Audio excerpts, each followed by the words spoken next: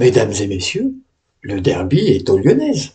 Dimanche 8 février 2026, le Groupama en fusion, 7500 spectateurs venus garnir les tribunes du stade. Au Lyon à Saint-Etienne, 4-0. 4 buts pour les Lyonnaises, 0 réponse côté stéphanoise. 31e victoire en derby et un message très clair envoyé à l'Arkema Première Ligue. Cette saison, les fenotes ne discutent pas, elles dictent.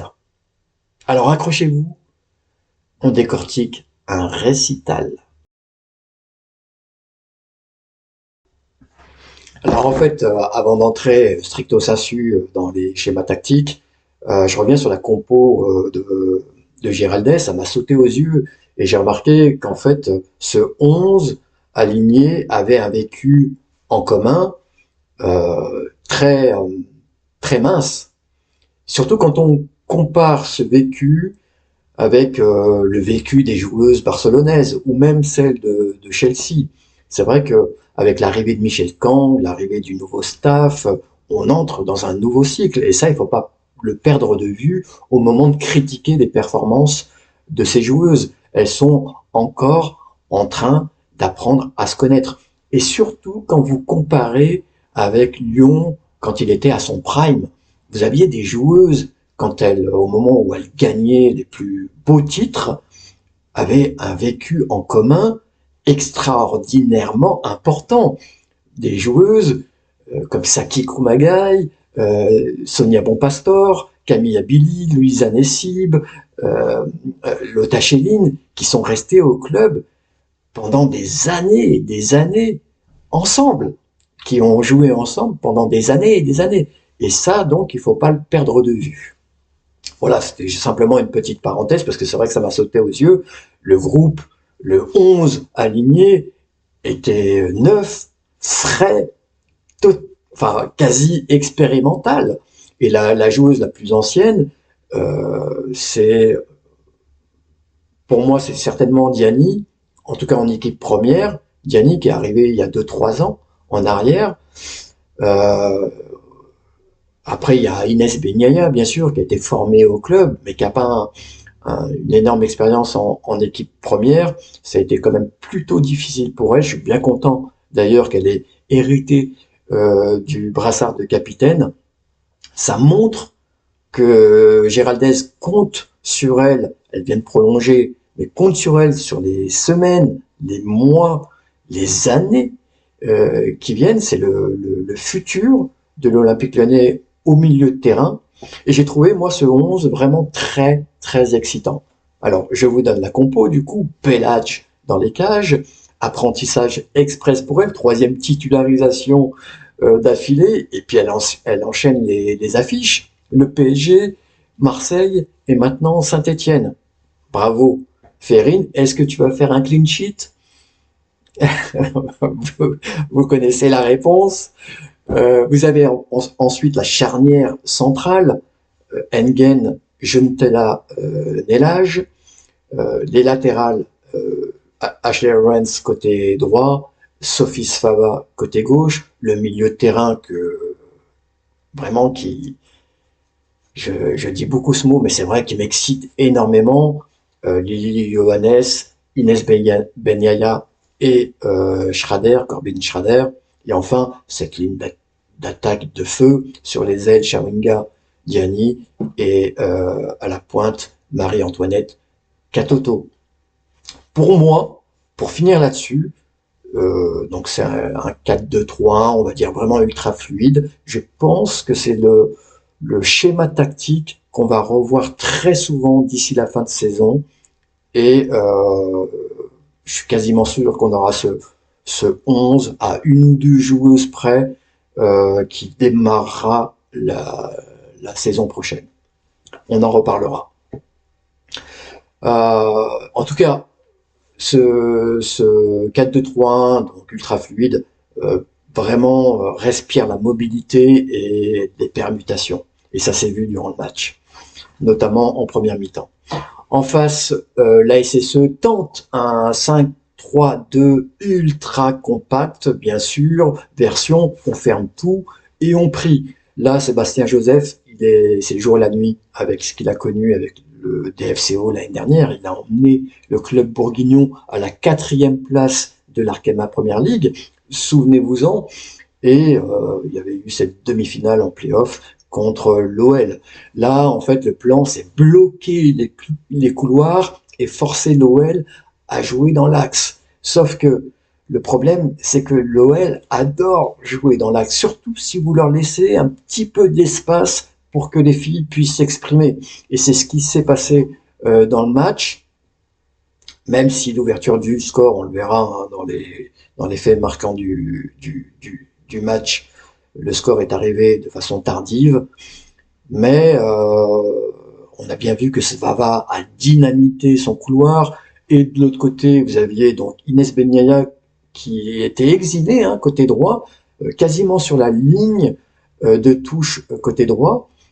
Je ne sais pas si c'était une consigne de Giraldez, peut-être pour retirer un peu plus quand même ce bloc ultra compact stéphanois.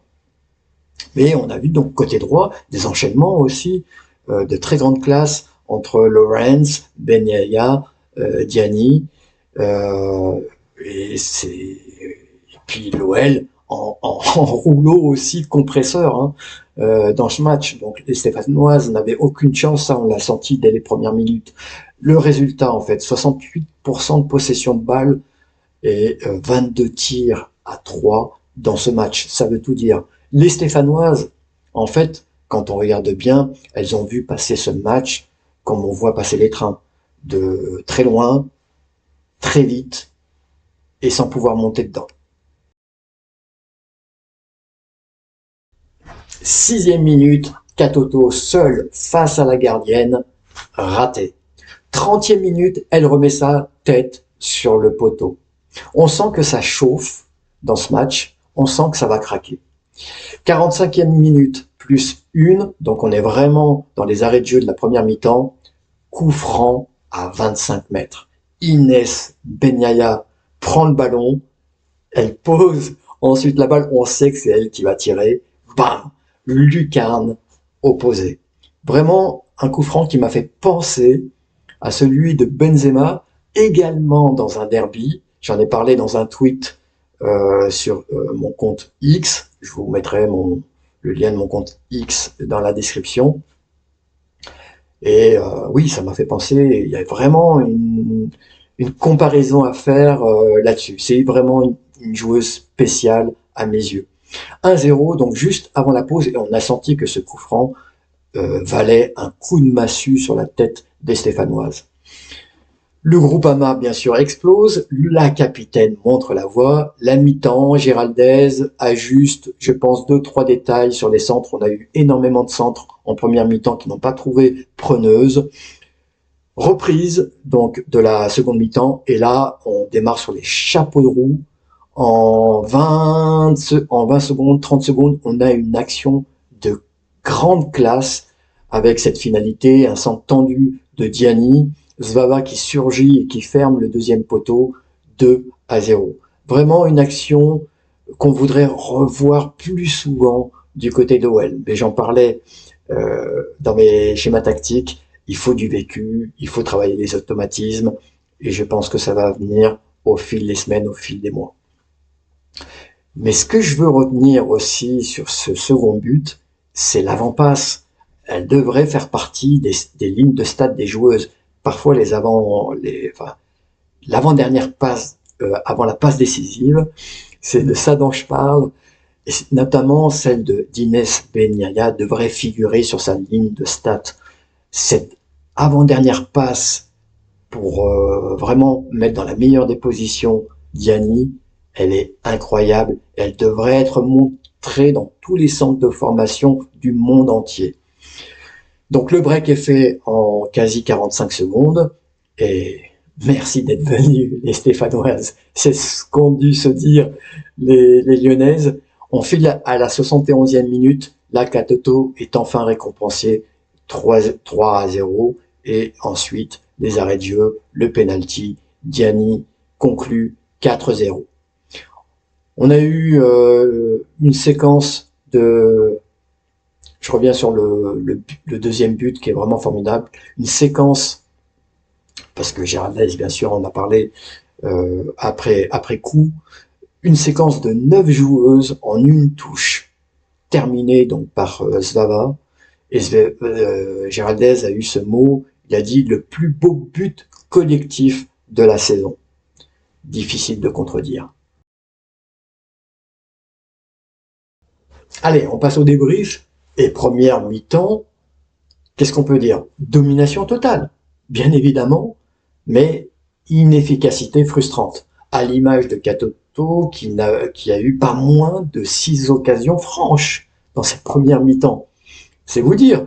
Mais en face, il y avait une Alicia Pinguet en mode international. Dommage pour elle qu'elle soit au club de Saint-Etienne, qui va lutter cette année férocement pour le maintien. En tout cas, c'est une joueuse à suivre. On a quand même senti du côté lyonnais, du côté des Lyonnaises, la frustration monter. Heureusement qu'il y a eu ce coup franc en fin de première mi-temps. Merci Inès, hein, qui a vraiment changé, en tout cas pas changé la physionomie du match, mais en tout cas, je pense, permis aux Lyonnaises de se libérer la tête, d'être un peu plus légère à la reprise.